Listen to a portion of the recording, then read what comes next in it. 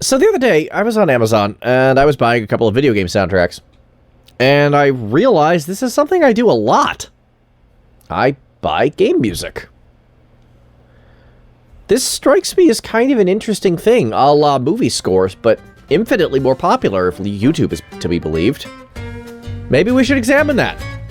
So, let's examine that. Welcome to Music Arcade.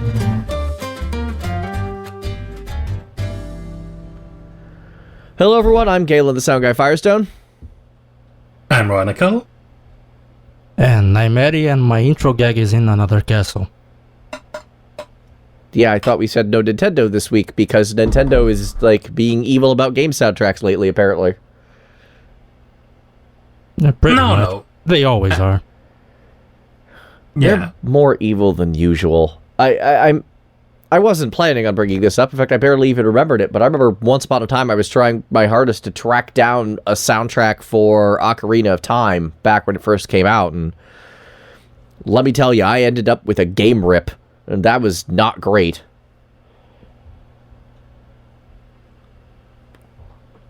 But I think that kind of proves my point about the value of this topic. Like, wait a second. Video game soundtracks are things that actually get released. That they do. In fact, I have right in front of me the two video game soundtracks I have and that I've owned for like 18 years. Wow. What soundtracks? Well, the first one is Final Fantasy VI. Yes, that is acceptable. Like, that checks out. Yep. I still remember outright buying it, along with a gift of Sephiroth Wall Scroll, of all things. Nice. And the other is Dance Dance Revolution 4th Mix. Okay, also checks out. Totally different game, but I mean... Yeah, and different genre, but both soundtracks that I like a lot. Understandable. I mean... To the point that I bought them, actually. Yeah, I mean, as a dance game, you should be able to have music to dance to, you'd think. Yeah. Even as a dance game, the soundtrack also have the particularity that the tracks themselves are shorter. Like 1.5 minutes, because that's the average size of a Dance Dance Revolution song. That makes sense. Which is part of why they have a Disc 2 non-stop mega mix in which some of the tracks blend together. It's a thing. It sounds that way. I'm just gonna go cry in a corner while I look at the prices for Brazilian CDs. Give me a second. Yeah. I mean... Yeah. No, there's quite a barrier to entry for a lot of soundtrack releases, which is a real shame. Because, when I was at Distant Worlds, one of the, like, bajillion times I've gone to Distant Worlds, they have their merch counter, and they have their usual, t-shirts and posters and whatnot, but they also do tend to sell the soundtracks. And I have, I remember spending, $50 at a merch table for the FF7 soundtrack. That's more than the game. Yeah. I mean... Yikes. It's more than the game... Assuming MSRP. Yes, assuming MSRP. Obviously, you get into collector's edition stuff, and most of my game purchases these days are digital anyway, so that's not a factor for me. But yeah, obviously prices for any collectible item is going to fluctuate, and actual discs of older games, even with digital releases, they can vacillate in price rather dramatically. You want to talk about expensive barriers to entry.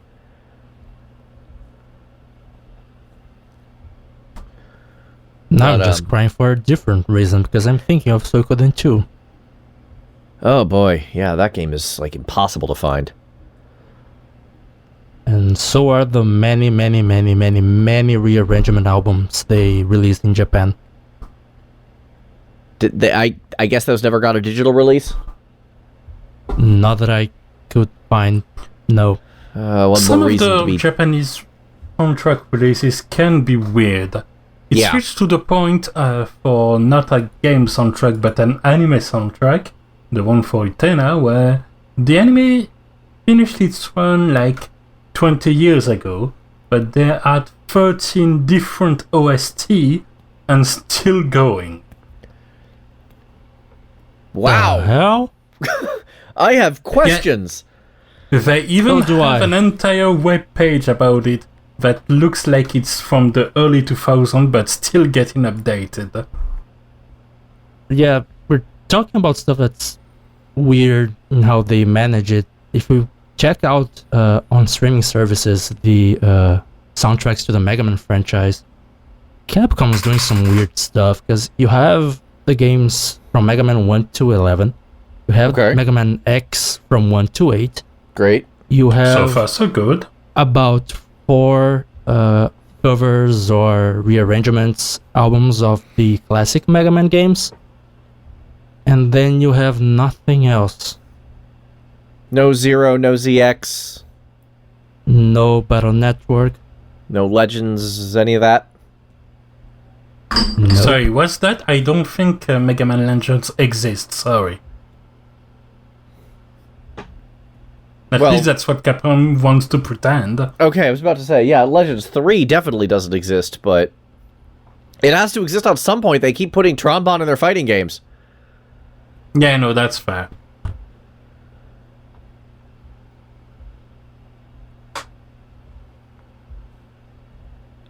Yeah, that does sound really weird. As far as soundtrack purchases go, you did mention when I was talking about the 2 soundtrack that I do have, that if you were to pull off a similar stunt, you'd have to bring up like half a bookshelf. Yeah, no, my bookshelf is very full of game soundtracks. Some of those came from collector's editions, like the Bloodstained soundtrack. Some of those came from... Yeah, I suppose if we count the collector's editions additional feelings, I also have a Bravely Default album. Oh yeah, I think I have that one as well. Yeah, I love this collector's edition so much because it's such an enormous box. Yeah, I do have that one. It's huge. Tiny DS cartridge.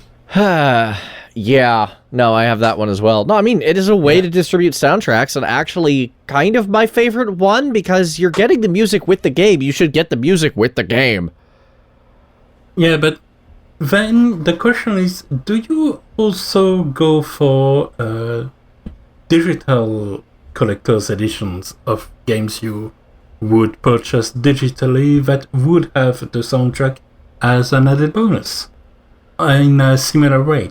Oh boy, no, You see, that's the thing with me. If the digital version comes with... The thing is, alright, we gotta talk about Capcom right now, because they're kind of a problem in this regard as well.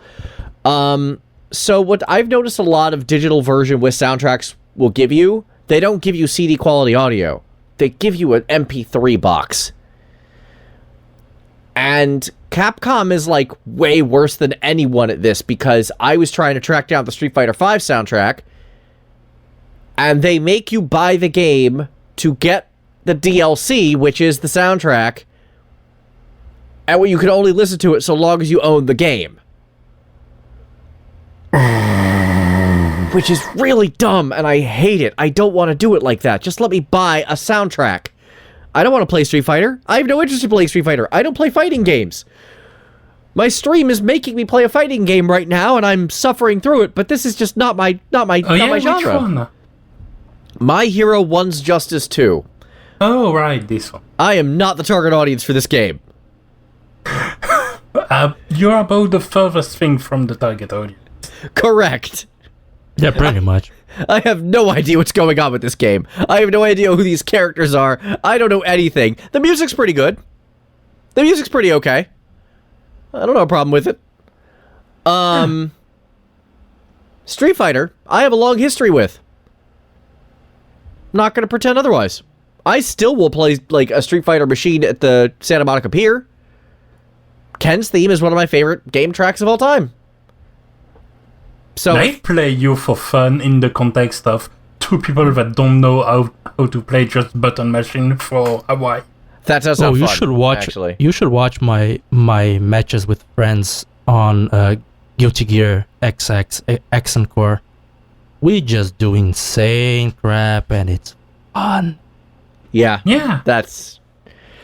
It's Yeah, like karaoke. Some people can get self-conscious if they're trying to perform, but if everybody in the room accepts that it's an occasion to be bad together, then it's great. Pretty much. Yeah, and Capcom just drives you up a wall with this. Like, apparently between that and their inconsistent Spotify releases, like, what do you even do with that? You weep. That's what you do. You do weep. Apparently. I'm still trying to track down the Street Fighter V soundtrack, and I have no idea how to do it other than spending an extra $50 on a game I have no interest in playing. I think they might have that one on Spotify. I might need to double check.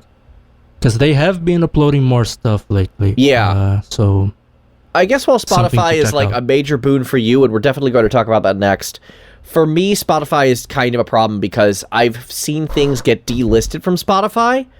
Whereas I have seen that as well. Whereas if I have a CD and just download the soundtrack from the CD and just rip it, Good then I luck have that deleting forever. that. Yeah, exactly. I just have that. That's what my playlist is. It's a bunch of CDs I've ripped into a hard drive. Yeah, I'm just gonna bring this up for a second. I'm a sound guy. This is not, Wait, what? yeah, I know, right? This is You not new sure? information. And something that drives me kind of insane. And that is the utter prevalence of the house that Napster built. My God, MP3s are everywhere, and it is such a bad format. It's so lossy. Like, if you know what to listen for, the difference between a compressed to all hell codec like MP3 and other less lossy compressions like FLAC, the free lossless audio codec, is night and day. You hear so much more.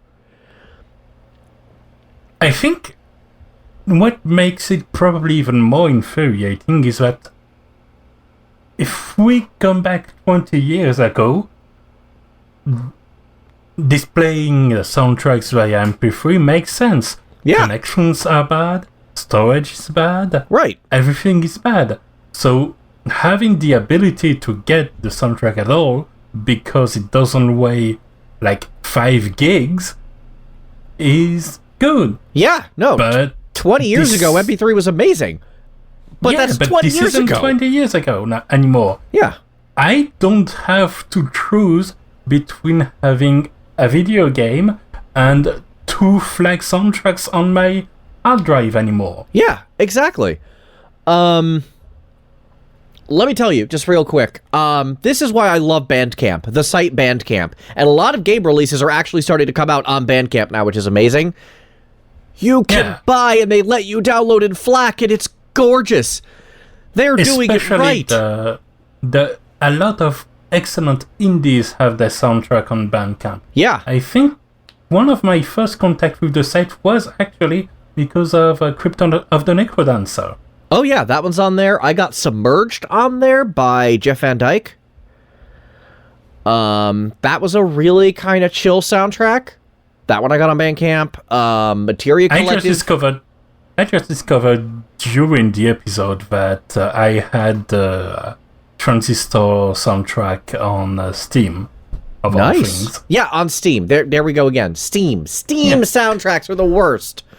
But shoutouts to the soundtrack for having both the normal versions and the versions that of the soundtracks that happen when you press the hum button. Yeah, pretty much. It's very silly.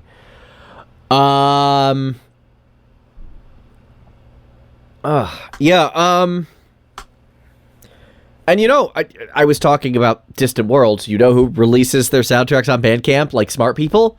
Distant Worlds. No. So you can get all of those soundtracks if you spend money on it. That's not free, but you can get them in FLAC form. So, yeah, it's good.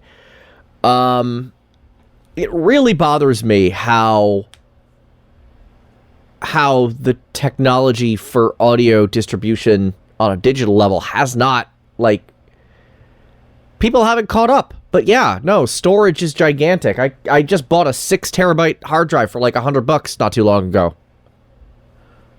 Nice. So, like, yeah. But I think video game soundtracks in a lot of ways suffer from the fact that the music industry as a whole seem to have lagged for a while behind to figure out the whole, streaming thing and modern distribution method and everything Apple did as well. Yeah, it's starting to catch up. I know Arknight's just started releasing its soundtracks on Apple Music specifically. I don't think it's on Spotify yet. And that's a mobile game, the one we talk about a lot because it's a mobile game with the soundtrack that's way too good. Yes. I know that Genshin Impact also did that with the release of the soundtrack for basically the 1.x versions of the game. Right. And they already did that for some of the trailer music before, which is more or less the character theme. Yeah, pretty much. No, I mean, again, I like it when companies like that get with the times. It feels like Japan in particular just refuses to play along. Yeah, I was about to say, I found it much easier to find Western releases on Spotify. I do know that a lot and of on the... Bandcamp. Bandcamp as well. I know a lot of the issue is with rights, because, different companies have the rights to the games. Sometimes it's based on an anime, and another company has the rights to the anime. Yeah. And there's also an issue with Sony, because they used to be Sony BMG. They had the BMG group as a subsidiary, and that was the branch of Sony that acted in Japan. But they since broke up, and Sony is one thing, BMG is another nowadays. And for the longest time, the rights to any albums released under Sony BMG in Japan was in a limbo. A band I really like called Bugtick, a third of their discography just wasn't available in the West because of that schism. Yeah. Incidentally, I just found out that the Arknight soundtrack is on Spotify. You just have to find it in kanji. That would make sense. Yeah, now, Eddie, you're kind of our Spotify guy. Oh boy. So, why don't you talk to us about why that is? Because we had a topic about that we barely got into that I think we need to discuss a little more. You're making it sound like I'm one of their... part of their marketing team, but it's more that I am the guy from a developing country in this podcast, and the difference in purchasing power is kind of painful, to say the least. Okay, I want numbers. Well, let's pick, an Amazon listing, something like that. Check the difference of pricing for soundtrack on physical support. Actually, I can bring up an example that I was talking with someone else. They're a metal fan, and there's a small band. They kind of have a cult following, but they don't get released on any big label. But a German label focused on these older acts picked them up to re-release their stuff, their old demo tapes and whatnot, and they came out with a new album. Except this new album is only available as physical media. It's not available in digital because I have no idea. Anyway, the what guy is shared... the name of this album so that I may search it and we may compare the prices? Oh, it's only available... Which is the point of my question. It's only available in Euro, but the difference in shipping is already a big thing to note. It's called Angel of Death by the band Witchcross. Okay. So it's the price for the album itself is the same everywhere. It's about €15 for the album. Okay. Then you get into the shipping. For Germany, since the label is German, the shipping is €6 or anywhere else in Germany. The guy I was talking to, he's from the US, and shipping to the US is between 25 and €35. To Brazil, the shipping is over €40, and that's just comparing the shipping cost. We also have to talk about the import taxes. Brazil has very big import taxes that these stores cannot account for, as we pay them in person once we receive the item. So they tend to be about 50 to 100% of the price of the item itself, so you can just drop another €15 on top of that. But as a short aside, having searched on Amazon, which didn't have it, it seems that the band shares a name with, or the album shares a name with a manga that looks very bad. Oh boy. But yeah, that whole thing is just the different shipping prices and the absurd import taxes of Brazil. Then we also have to deal with how much less Brazilians tend to earn compared to people in first world countries. So at the current exchange rate, let me just double check for a second.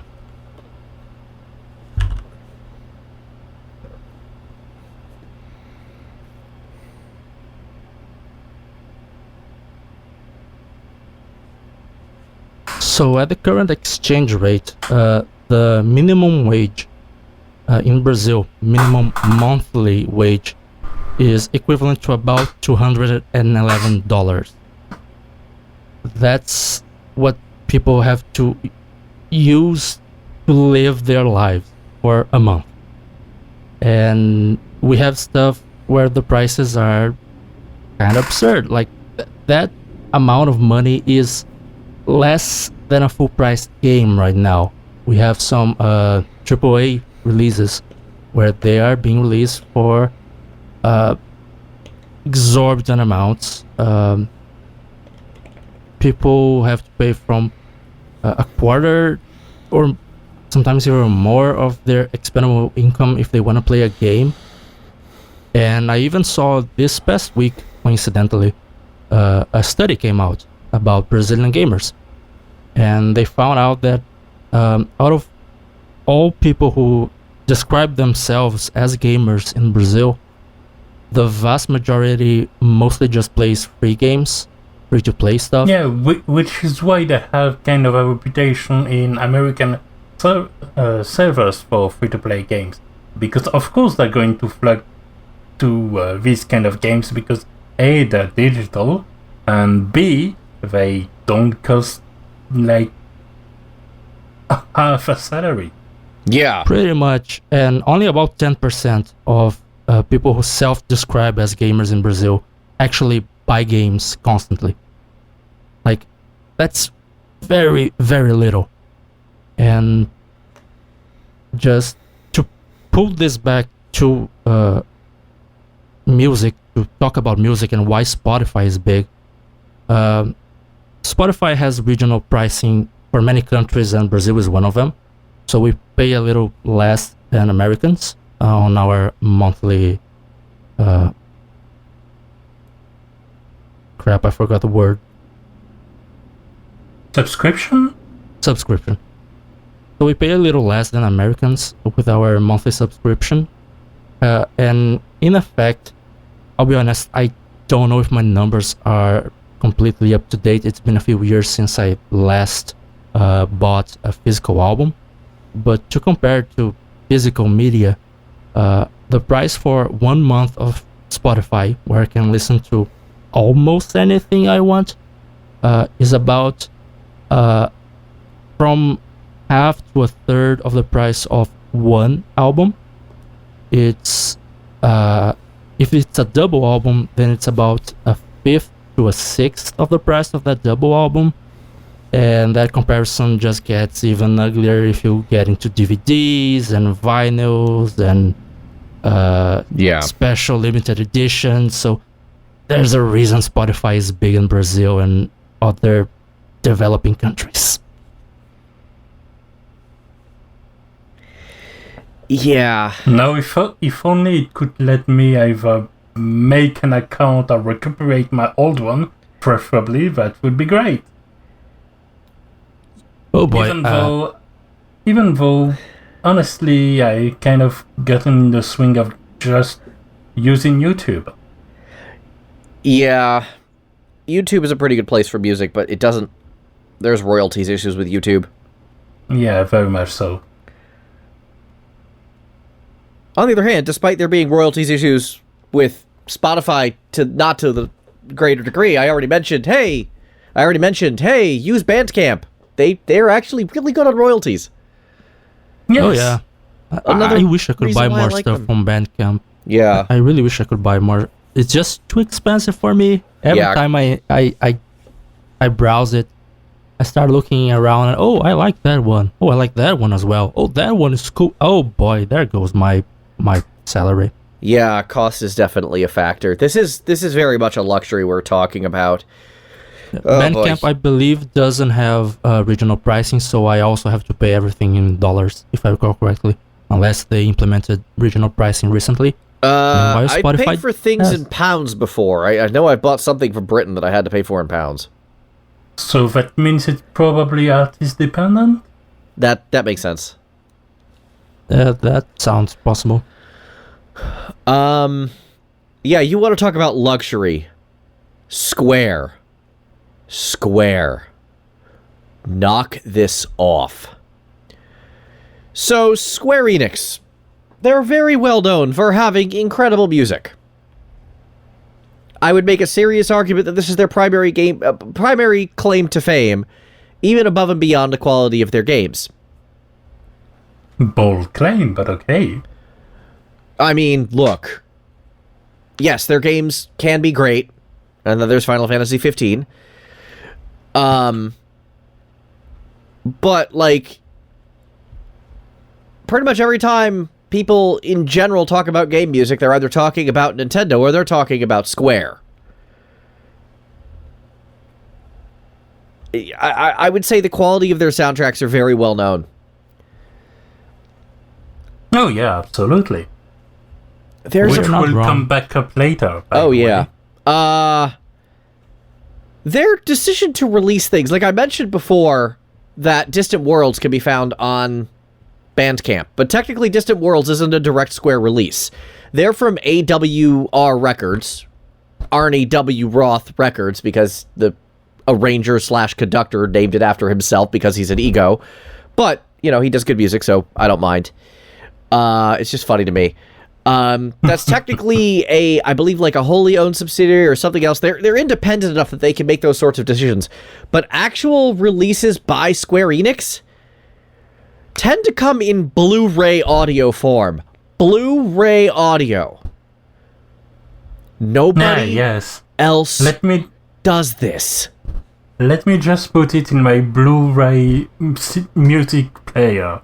Yeah, the BluRay music player, which you totally have, right? Yeah, I have it. Oh no. Yeah. I left it in my other pair of pants. Right. You know who else totally has a BluRay music player? And by that, I mean does not have a BluRay music player? This guy? The professional audio engineer over here. I think I would have to travel to Rio to buy one. I don't think they are available in my city at all. They barely exist.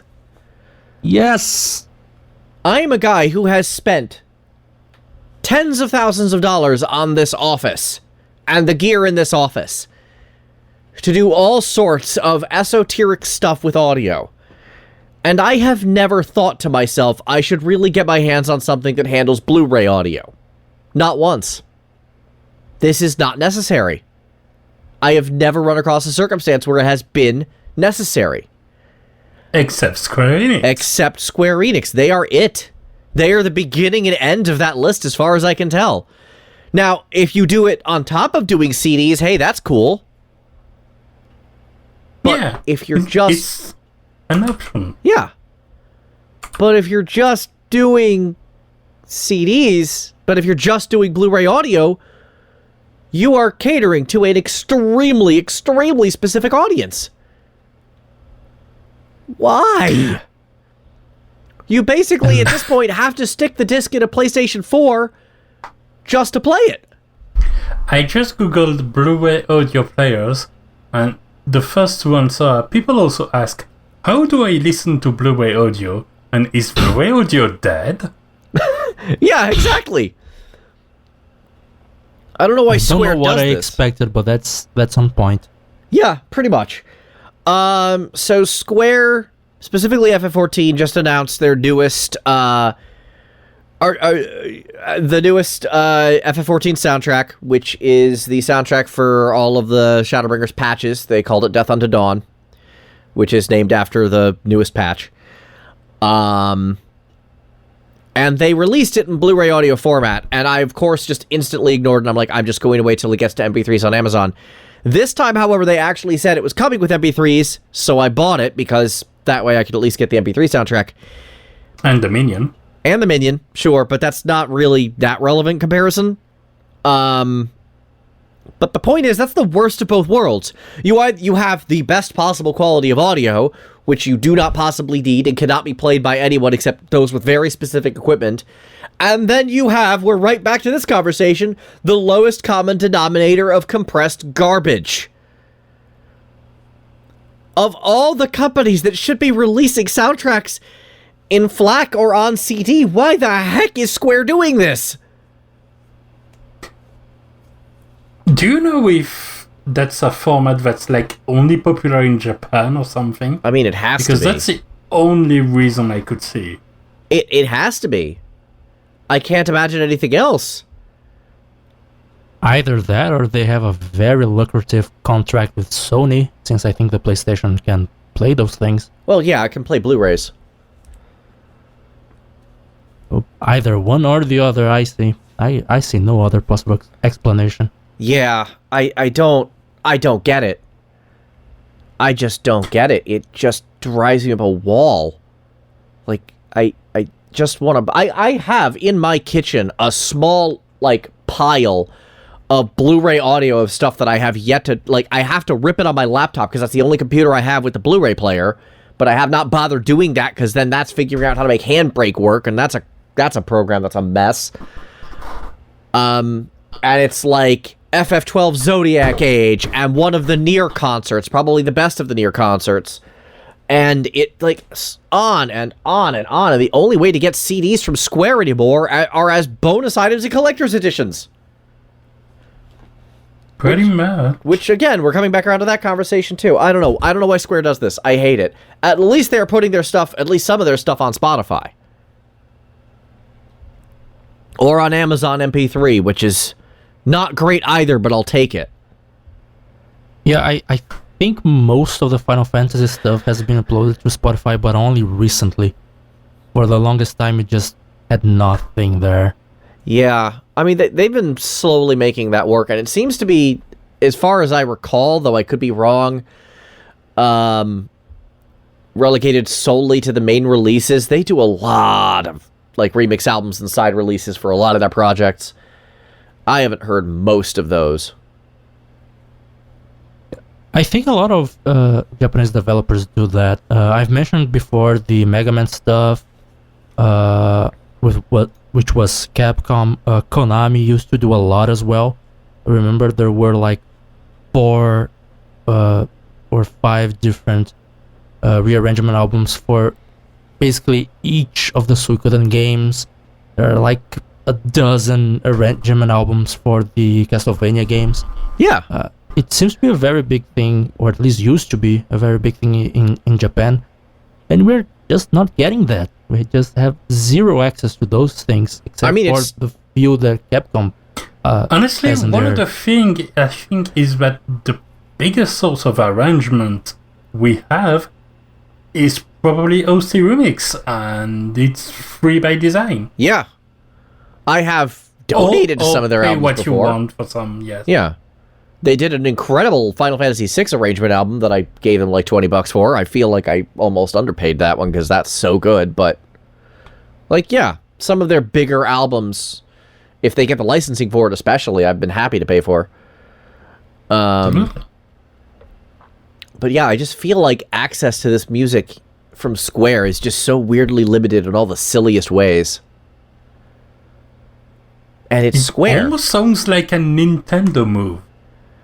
No, Nintendo just refuses to release soundtracks at all, or occasionally releases them just to Club Nintendo in Europe, forcing me to eBay it. That happened once. Yes, but what I mean is that it's incoherent, weird, and uselessly complicated in the kind of way that Nintendo tends to get on other topics. Yeah, that is... You know what? Yes. Yes. And it just feels like such a weird step backwards for Square, because on every other front, Square has been about access. FF7 Remake is coming to Epic Game Stores pretty soon.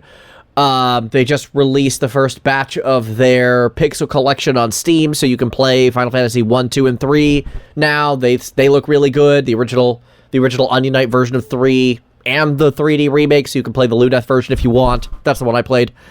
They're constantly re-releasing stuff. Even if we go by that idea that we mentioned earlier, that maybe this Blu-ray audio is really popular in Japan.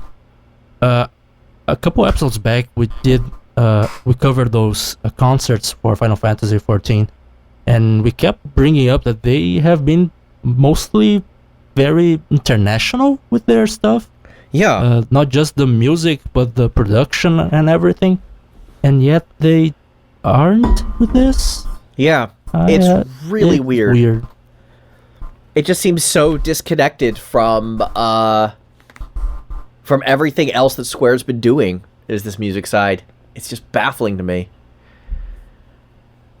Because it's the one case where they really aren't giving us access, especially for a game like Final Fantasy XIV, which is so widely played, widely loved, and widely praised for its creatives.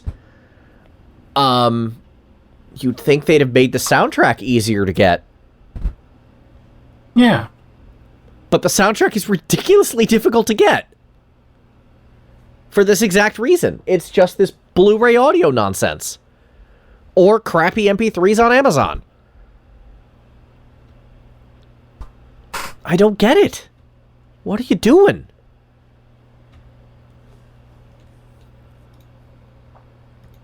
I have no answer. Only tears.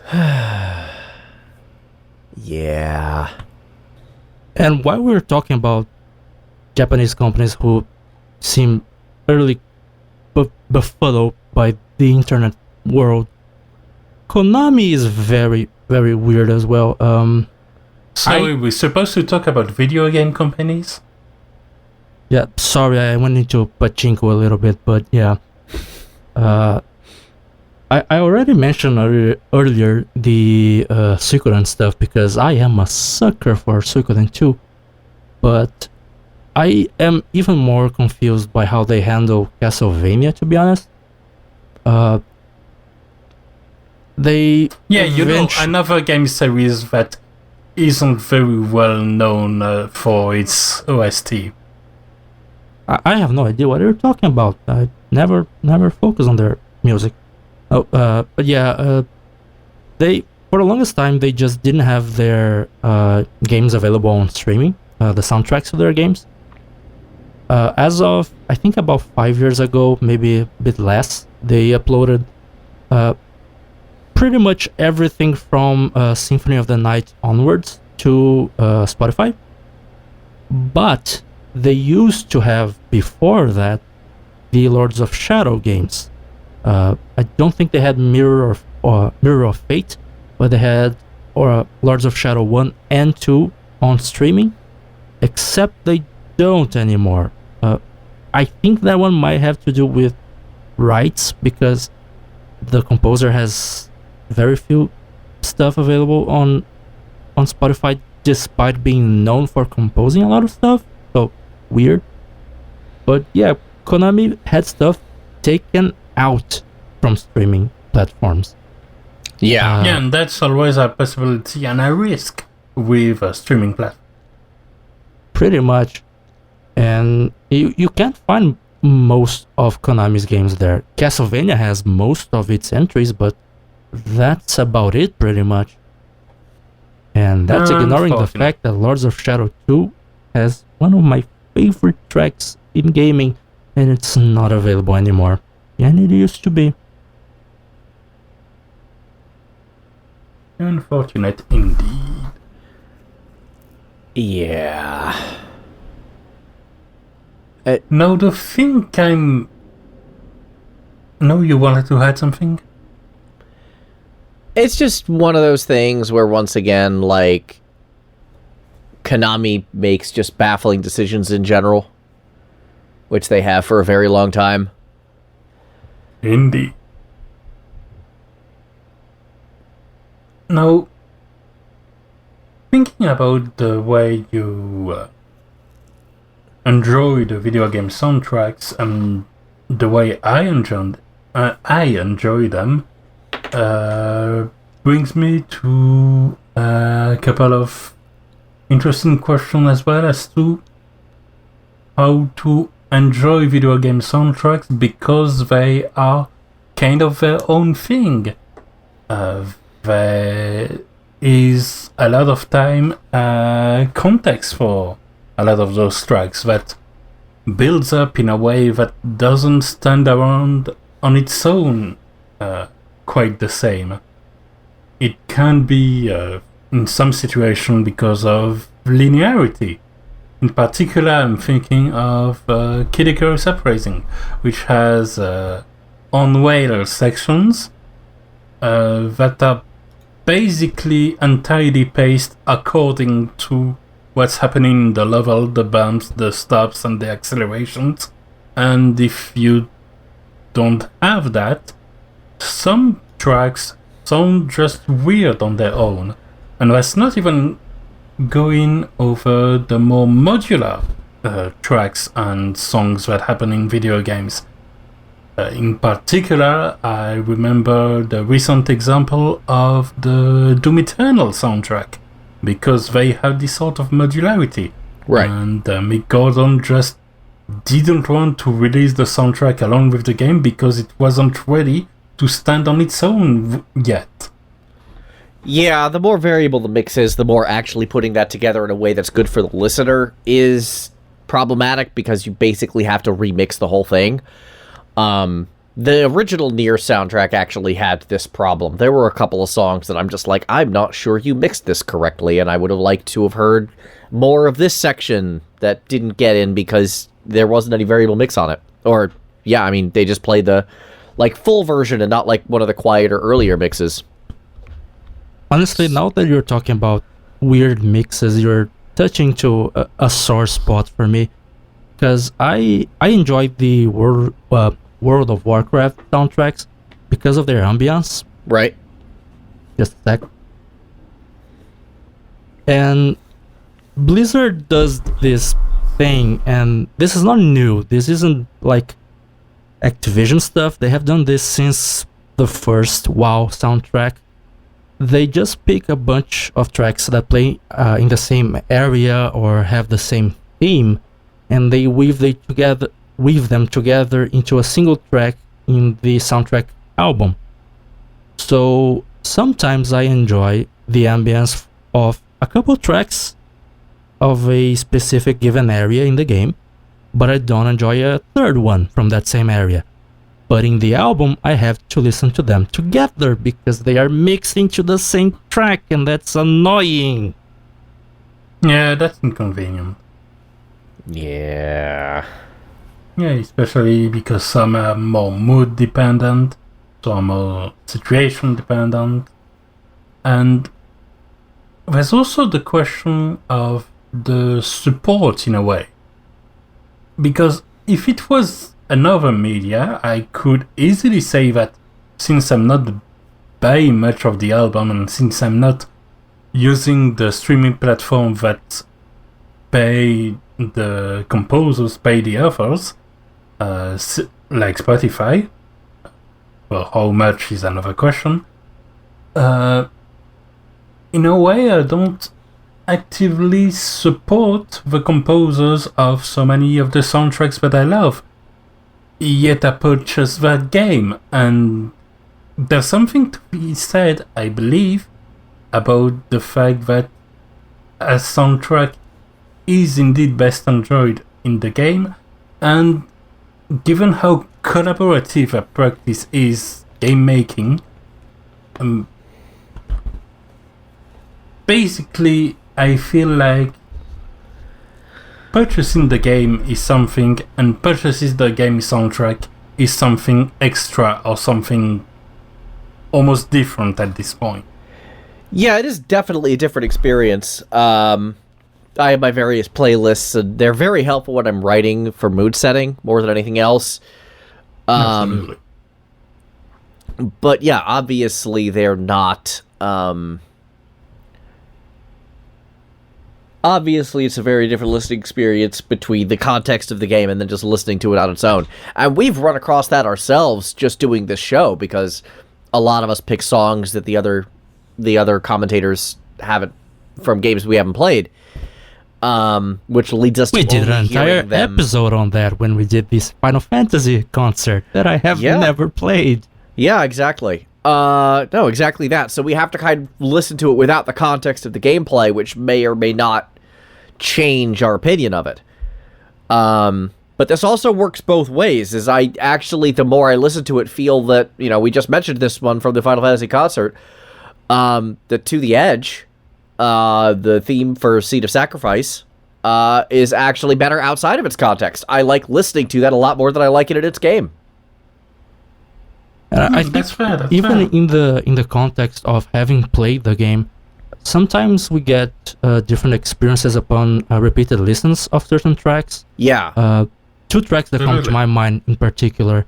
First of all, I started playing WoW back in 2008 or so. I have since stopped, but that's when I started. And my first character was a Blood Elf. Okay. And to this day, every time I listen to the tracks that play in that starting area, I just have huge nostalgia. I just love that entire thing, entire area, and the aesthetics that come to my mind when I listen to that soundtrack.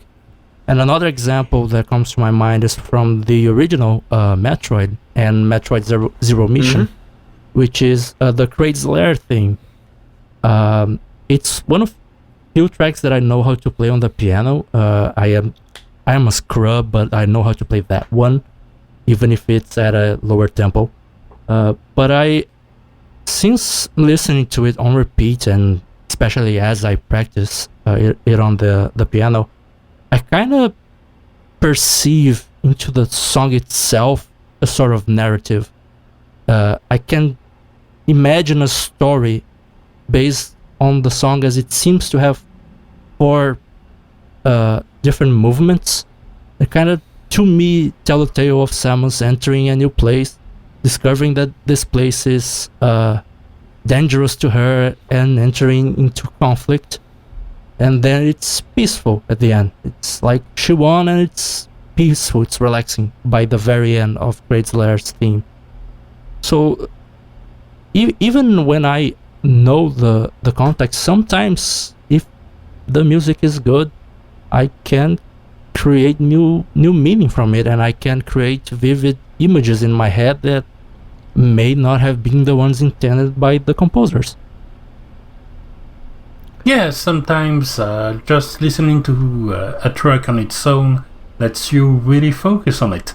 I know, for instance, that to come back to Genshin Impact again, generally when I'm listening to Ashdaha's theme in-game, I'm a bit too busy being bombarded by meteorites and blasted on all sides with two different elements, and generally trying not to die too much.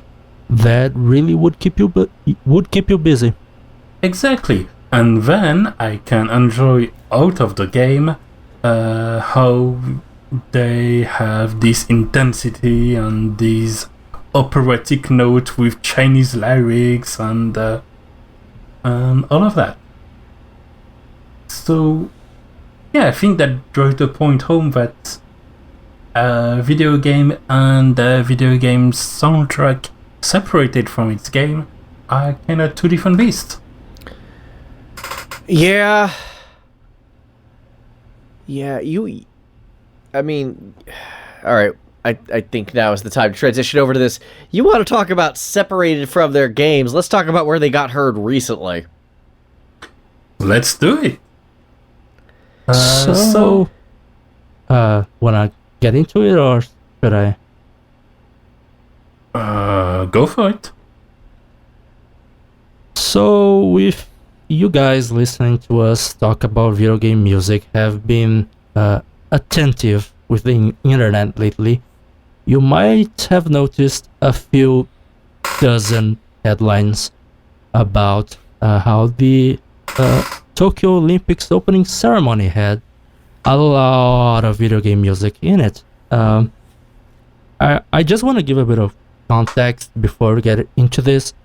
Not the entire ceremony used it. It was during the Parade of Nations segment, which is where the different athletes enter the stadium, and they use music to either showcase their culture or to, make the athletes look good in the camera, I guess. Yeah. So that's why it has a lot of heroic themes. The first song to play was a hero's theme, after all. Before we go deeper into that, let's not completely brush over the fact that the Olympics in general, and this one in particular, certainly have their share of issues. In particular, health issues about organizing such a big event during what is still a pandemic with a rising surge of cases. Yeah, I mean, they lost their main composer a couple weeks or months back, so it's also entirely possible that using video game music was their plan B. Well, I mean, you say that, but the Parade of Nations has pretty much historically been local music. Like, even just the recent Winter Olympics, they were playing whatever the heck they felt like from the local area. So I guess their music supervisor just felt like video game music made more sense in this regard than pop music or rock music. In a lot of ways, it's more international. Yeah, and I remember like the Sochi Olympics, they played a lot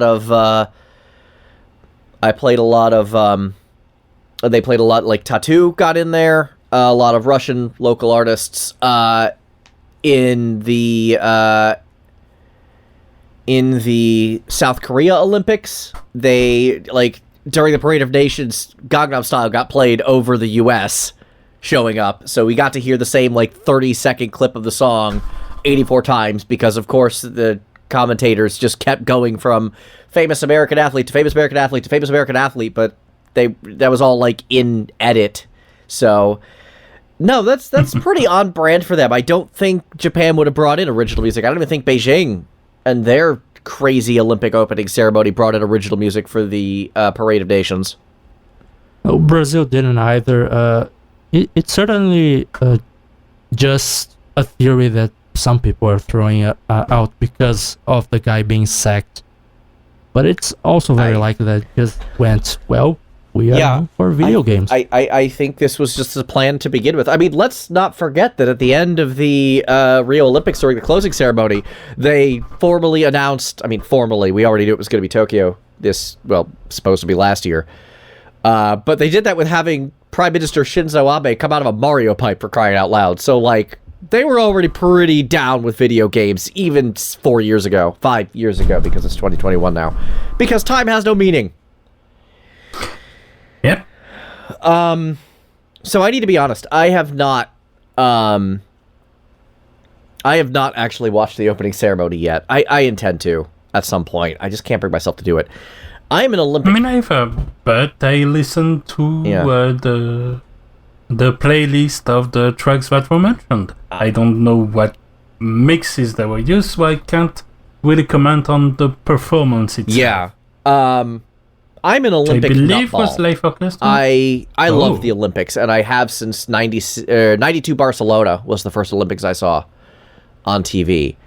And I have been... I like them a lot. Now I I just feel young because haven't I really was watched born them. that year. Yeah, 92, I would have been 9. I would have been 9 years old. And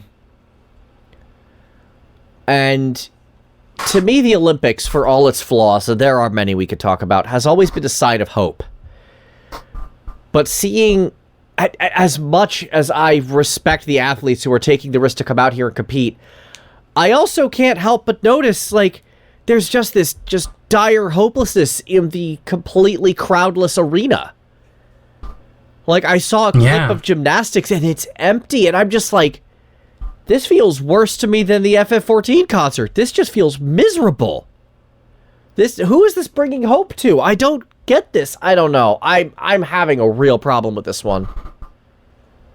It feels like less like a message of hope per se, and more like a demonstration, a proof of something that was too big to turn back.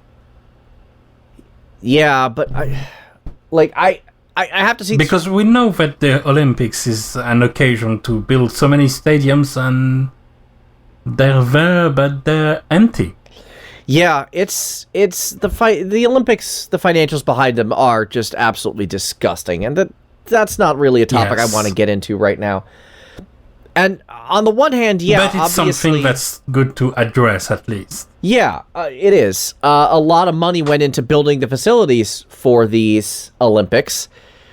And yeah, obviously there's significant financial incentives for everyone involved to keep putting them on, regardless of the risk, from the Olympic Committee to the city of the prefecture of Tokyo to NBC and their $10 billion deal over 5 years to broadcast the Olympics and the advertiser revenue that's going to come in as a result of that.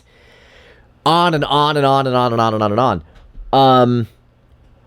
But on the other hand, you know who also has a vested interest in performing at the Olympics? The athletes, who basically train their whole lives for their 15 minutes, for their time in the sun. I was watching the Brazilian broadcast, and they brought up a point that is actually used in part of the opening ceremony, that the athletes were training to be at the top of their performance last year. Yeah. But last year it didn't happen, so they had to train many of them at home during at least a few months. Yeah. For some, probably a year or more. So I have to respect the determination of these athletes to continue their craft regardless of the risks. And there are risks. There's already been cases of coronavirus. There's at least one swimmer who has refused to get vaccinated, which, oh boy, I don't understand why they didn't make that mandatory. That bothers me. That bothers me a lot. That bothers me terribly. On a slightly less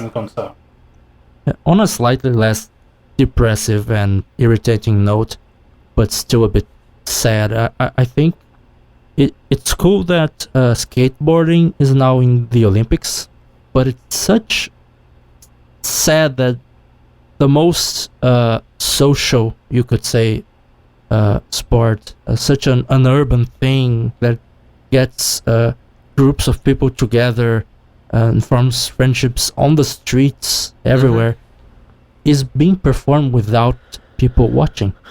Yeah, so I'm really mixed about these Olympics. I want to give my support to the Olympic spirit, even if the business behind it is garbage.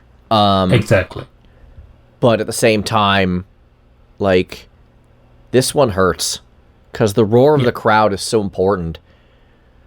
Like, watching the crowd go wild as Usain Bolt does his sprint is just so relevant and so powerful and so meaningful in the spirit of togetherness that the Olympics brings.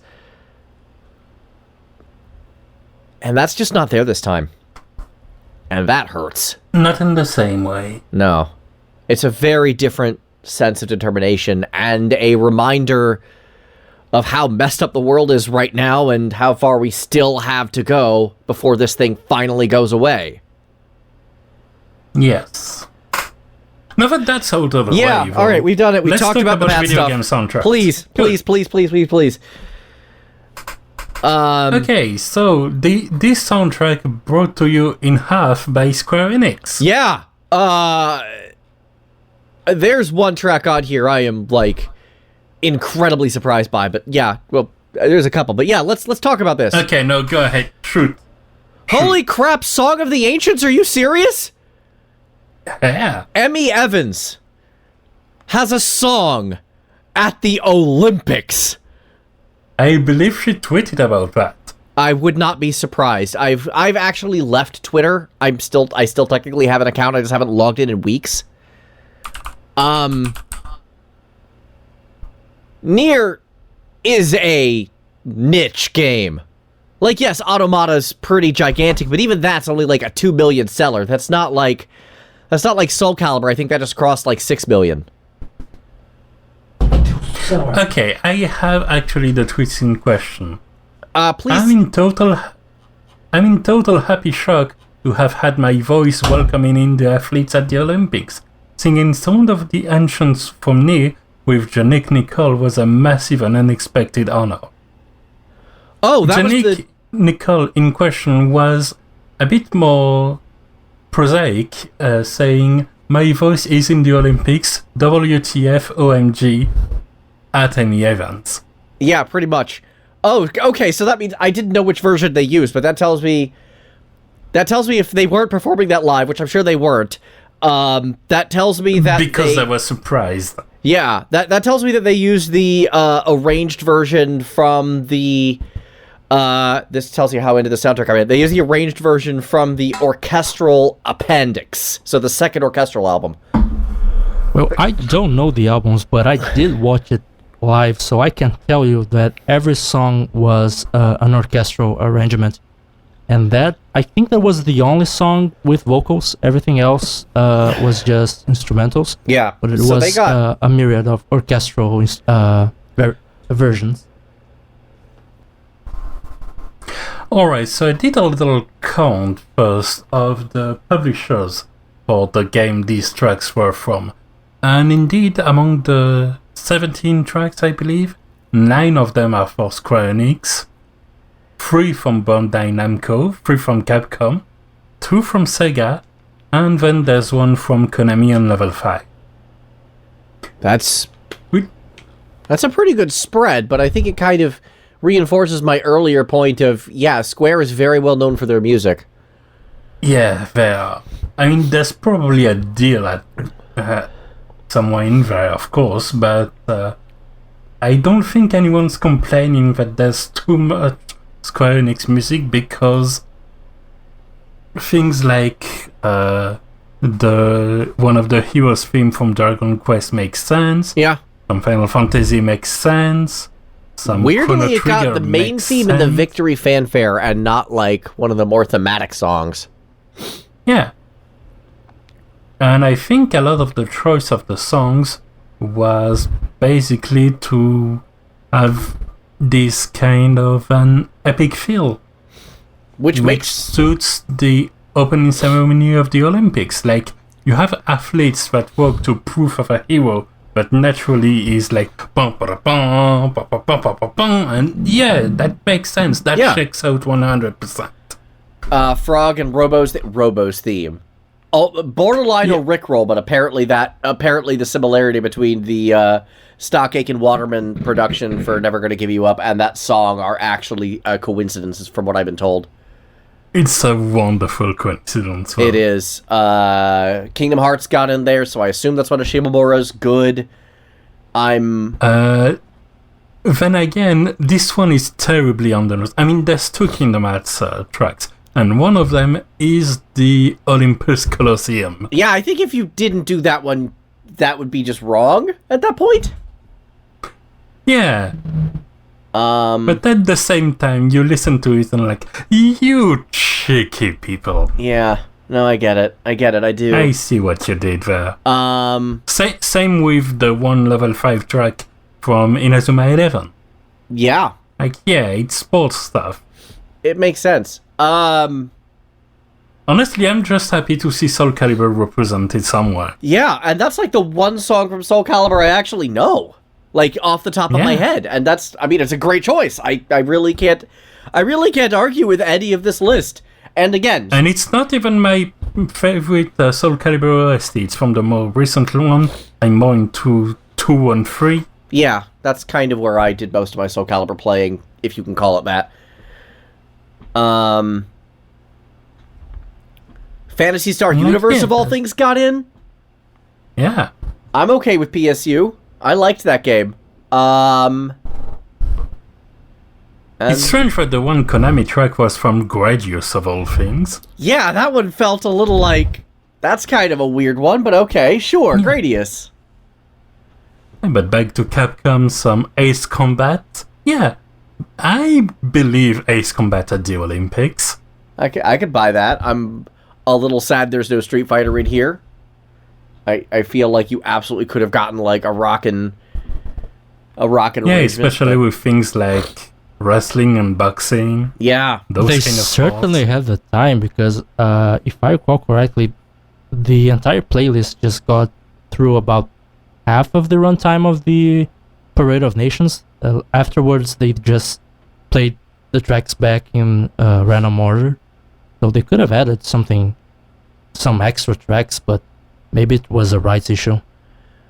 I mean, yeah, maybe it was. Music supervision for live events is a whole thing in the States, and I know Japan is a stickler for rules, so it's probably even worse. Speaking of maybe it's a rights issue, the lack of Nintendo tracks. Nintendo, or... They're Nintendo, man. Like, how cool would it have been to have a Zelda track in here? Zelda track. Oh, where my mind is naturally at... still in the suitably pompous tone that the ceremony demands, is Super Mario Galaxy. Oh, yeah! Like Galen said, Shinzo Abe did use a Mario pipe and costume in 2016 when they passed the torch to Tokyo.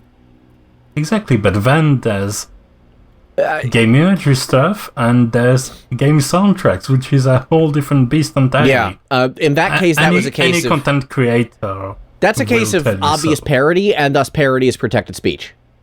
Yes. Like, even in Japan. They did actually use the actual Mario character, if I recall correctly. He came out of a pipe after a short video where Mario ends entering a pipe. All so I remember was Pikachu being named official Olympics ambassador. Yeah. Pikachu, that's another Mario, thing. Like, they could have done a song from Pokemon. I'm sure there was some like Pokemon Arena or Stadium song they could have used that would have been good. Now, can we just take a moment to appreciate the fact that we could, if we could travel back in time, we could say with a straight face to some kid in 1997. Yeah, anyway, the pandemics had Pikachu as an ambassador, but there was this whole pandemic thing. Yeah. So that was a problem. Now, this is really cool. You want to talk about video game releases, the single biggest live event stage on the planet, the single biggest live sports event stage on the planet is kind of gigantic. Like, yes, that is absolutely. That is such a legitimacy for game music as its own art form.